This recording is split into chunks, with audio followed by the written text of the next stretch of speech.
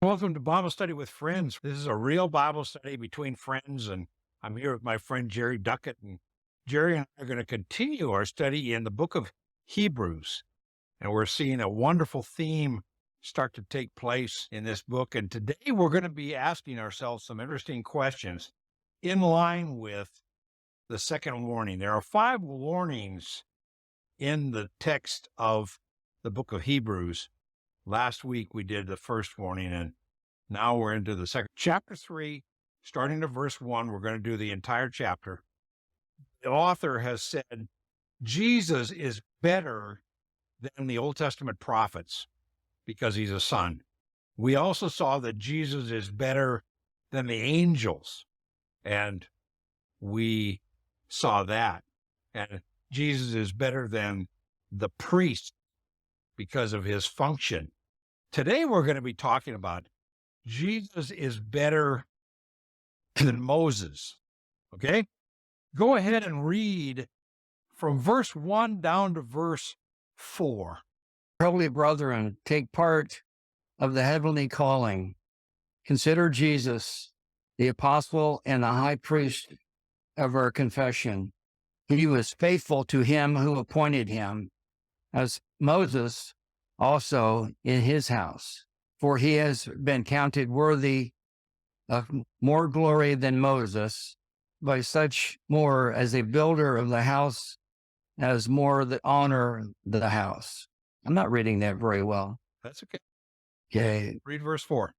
For every house is built by someone, but the builder of all things is God. Okay, now I'll stop there. And basically what we're seeing here is bringing up the subject of Moses. Right.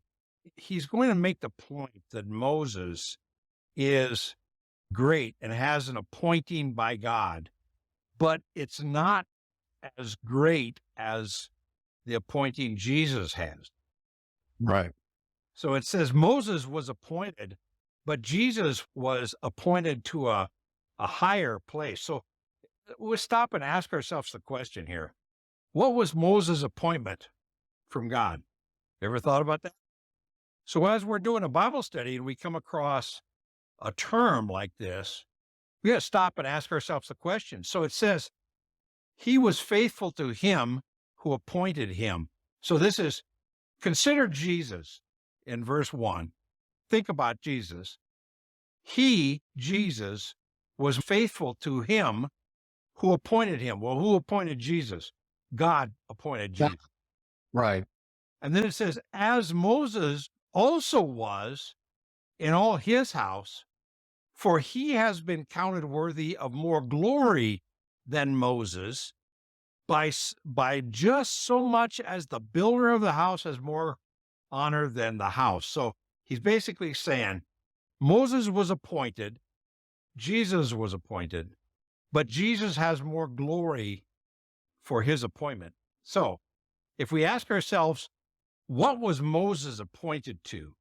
Turn to Exodus chapter 3, verse 10. Therefore, come now, and I will send you to the Pharaoh, so that you may bring my people, the sons of Israel, out of Egypt. So what was Moses appointed to do? Bring the people out of Egypt. Okay. So he was appointed by God to deliver his people from slavery in Egypt, right? Right. What was Jesus appointed to do? Turn to Matthew chapter 1, verse 21. She will bear a son, and you shall call his name Jesus, for he will save his people from their sins. Okay. So Now, what I was thinking earlier, he was much more than focused on a group of people. He was on a broader scale. okay. And he wasn't just delivering them physically out of slavery. He was delivering them from the slavery of sin. Right. All right. So his commission from God was greater than Moses' commission from God. By far. You see that? Sure. So that's what he's talking about here in these verses. He said God appointed him to a mission he appointed Moses to a mission, but Jesus' appointment has much more glory than Moses did, because after Jesus was done, dying on the cross for the sins of the world, God took him to heaven, set him at the right hand of God, and put his name above all other names, right? Right. He didn't do that with Moses. So the point he's making here right away is Jesus is better than Moses. And he goes on in verse 5, it says, now Moses was faithful in all his house as a servant for a testimony of those things which were spoken later. In other words, the stuff that was written in the Old Testament and in the New Testament about Moses, in his ministry, he was called to be a servant, right? Right. But look at verse 6. But Christ. Now, up above in verse 1, he says, consider Jesus. Why do you think all of a sudden he says, but Christ, instead of but Jesus? See, Christ is a title. The Christ is the Messiah. So he says, but Messiah was faithful as a son. So Jesus, as the Messiah, which is his calling from, we talked about that earlier, he was called to save people from their sins. Jesus, as the Messiah, was faithful as a son over his house, whose house we are, if we hold fast our confidence and the boast of our hope firm until the end. So our confidence and our hope is in the salvation that comes from Jesus. It talked about that in the last chapter. That makes sense? Yes. So Jesus, as the Son of God, has a higher level of glory than any servant of God. And yes, you could say Jesus is a servant, but he is a servant as the Son of God. Right. Moses was not the Son of God. He was a servant, and he was called to be a servant, and he was called to a good ministry. But Jesus was called to an even greater ministry, and therefore Jesus has more glory. So in the book, it starts out in chapter 3 with this idea of Jesus is better than Moses in his calling and in his position as a son that brings us confidence and a boast in our hope. And the word hope just means confidence, firm until the end. Then he says, therefore. Now, this is where we get the second warning for the rest of the chapter. This is the second warning. I'm going to go through this very quickly, Jerry, and stop me if you have a comment or a question. But I'm going to go through this very quickly.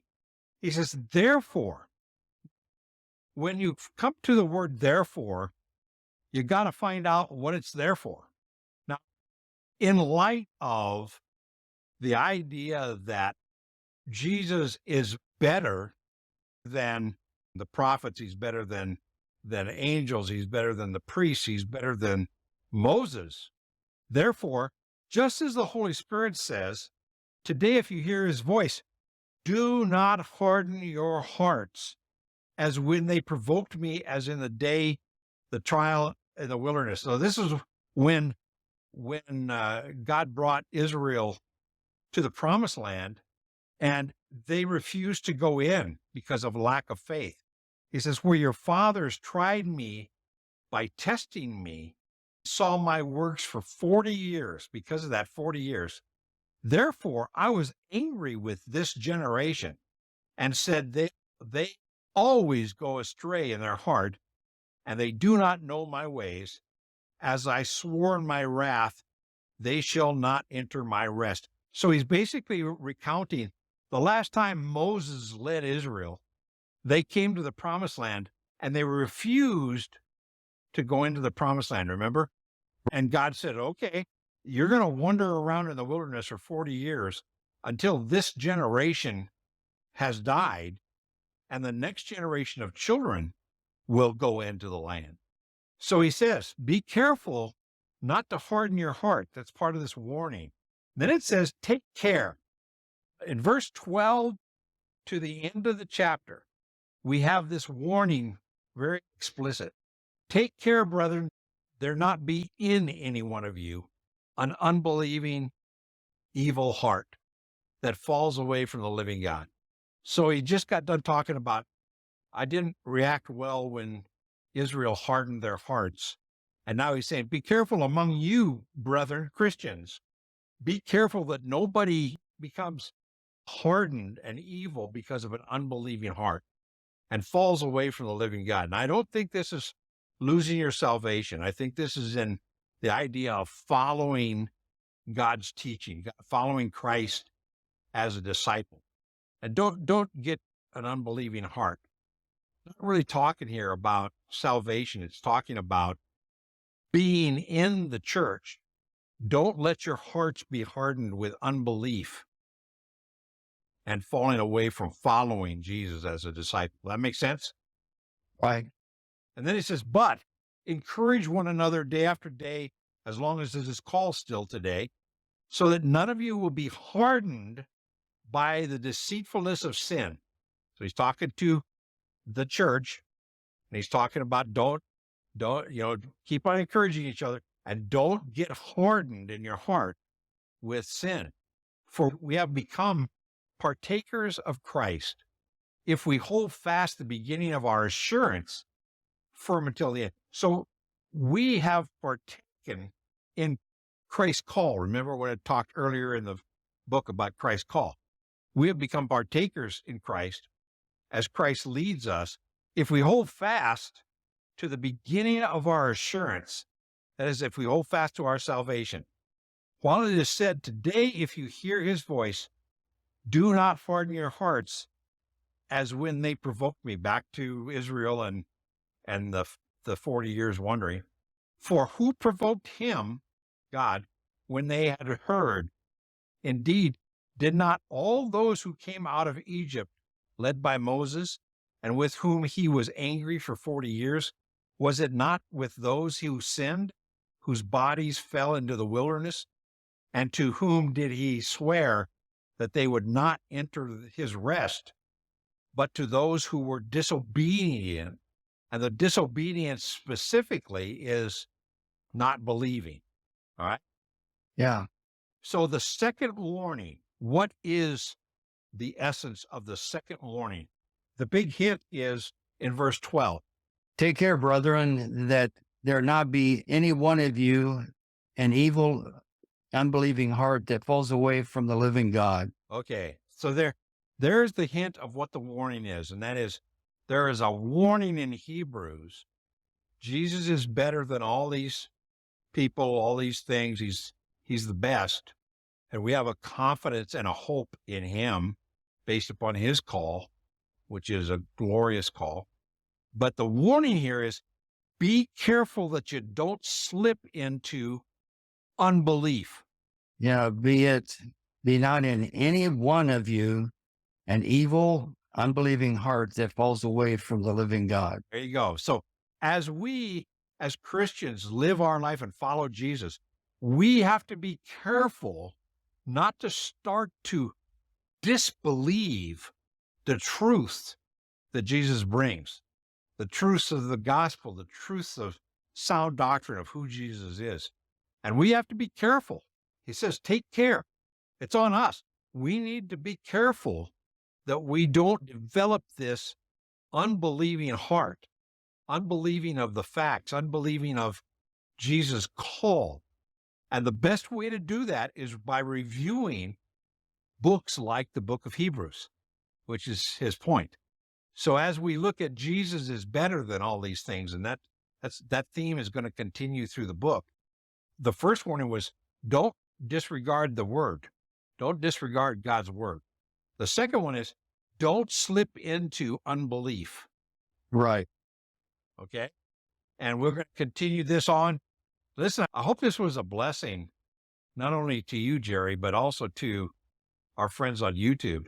If this thinking process has been a blessing to you, I hope you subscribe and hit the like button. But listen, we need to ask ourselves the question, in light of the warning, do you believe in Jesus or not? Do you believe Jesus when he speaks to you through the word or not? Right. pretty interesting question to ask yourself in the dark when it's just you and God. Say, do I really believe Jesus or do I not? And if I don't, I need to confess that, get back into God's good graces and God's blessing, the way that Israel had to confess through the wilderness experience. Any comments? No, that's a lot to digest. You have to kind of read over that But multiple. you see where that theme is, though. Sure. Because Jesus is better, we need to pay attention. The first warning, we need to pay attention to his word. The second warning is we need to pay attention and be careful not to start to foster disbelief. If you've got something that you wonder about, ask somebody who's spiritually more Right. mature. Send me a comment, send me an email. I'll try my best to answer. Ask your pastor, ask another mature believer, but don't let that unbelief fester. Right. There's a warning, and you won't rest in your faith if you allow a hardening of your heart through disbelief. And we're going to continue this on next week. All right, bro? Cool.